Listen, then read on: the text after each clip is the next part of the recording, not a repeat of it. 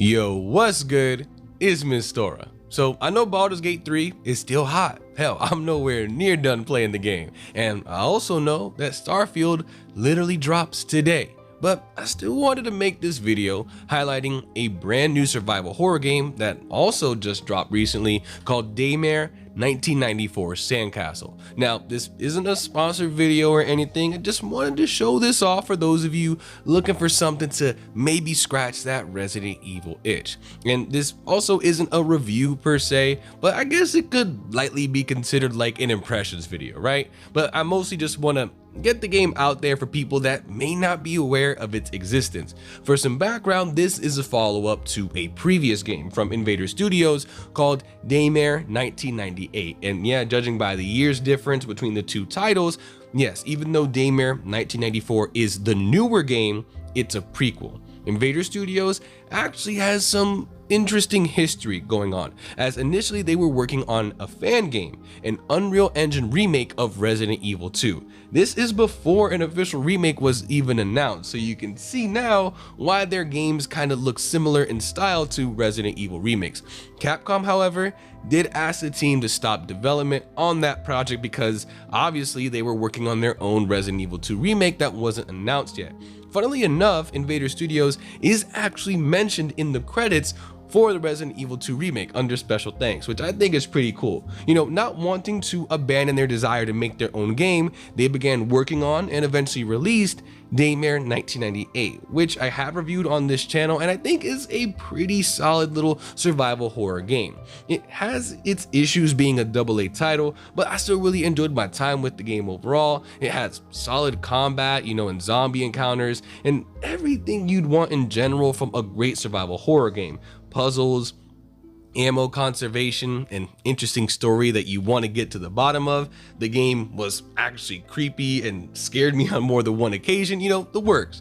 My main gripe with the original game at the time was that some of the voice acting was just straight up awful from the main character, and they just had this really awful appearance, which thankfully for their new game, Daymare 1994, the one that I'm highlighting for this video, none of that stuff is really an issue. Daymare 1994 Sandcastle, as far as my first impressions are concerned, all of the same elements of that great survival horror game, they're still here.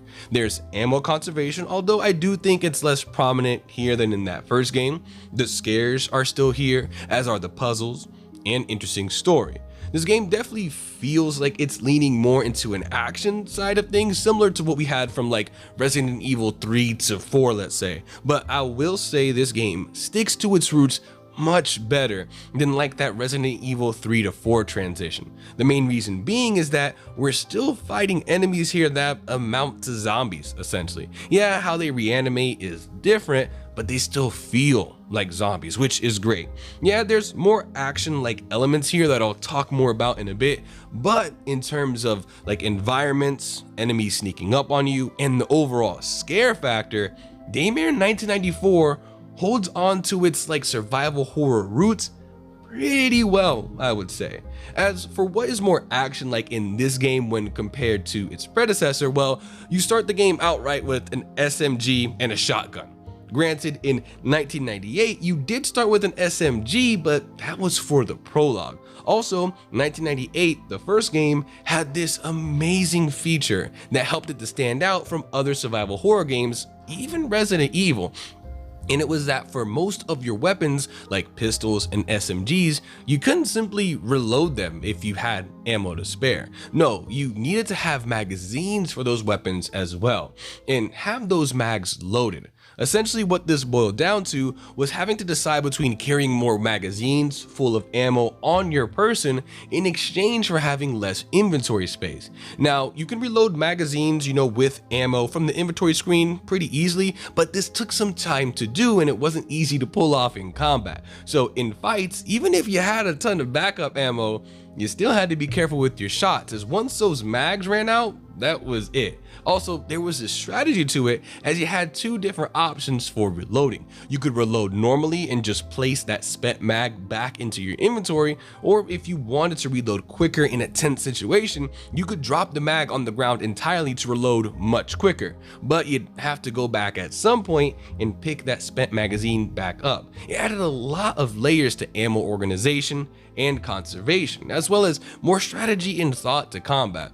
All of this to say that, as far as I can tell, this system is just outright gone for this new game, Daymare 1994. Your character just reloads her weapons based on how much ammo is in your inventory. No mags required, at least in the beginning hours of the game, which I'm still in, hence me saying this game is more action-like, even if the scares and survival horror feel and enemies are all still present. If I get around to reviewing this game and that feature is truly not present for like the whole thing, it's definitely something I would deduct a point for. But don't let that scare you away from this game just yet, because I feel like the rest of this game might still be pretty solid. Another action-like feature that this game boasts is your character's cryo abilities. That's right, this game is essentially Resident Evil if Sub-Zero was the protagonist. But in all seriousness, there is an in-game lore reason for why this cryo gauntlet thing is necessary for disposing of enemies, and overall I think it's a really cool addition.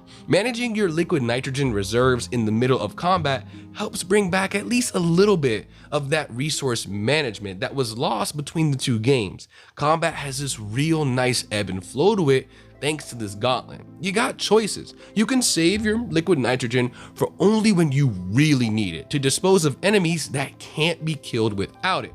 Or you can get a bit generous with it and use it to crowd control enemies you could have simply just shot to take out in order to give yourselves more space to breathe in combat. Some of that choice and strategy I was mentioning from Daymare 1998, the first game, is still here in this game, even if it does look a little bit different as to how it's executed. As for the story, I'm not really gonna spoil anything, but your main character does work for this group called Hades, which is a private military group that is contracted to go on a mission to Area 51 by the president of all things, as something has went horribly wrong at the secretive base of operations. And that's pretty much all I want to say about the story, as for one, I haven't gotten all that far, and two, I find it interesting enough to keep me going through the game, in addition to just having a lot of fun with the combat and getting the crap scared out of me. For presentation, I'll keep it short, as again, these are just some first impressions. I will say it does look better than the first Daymare.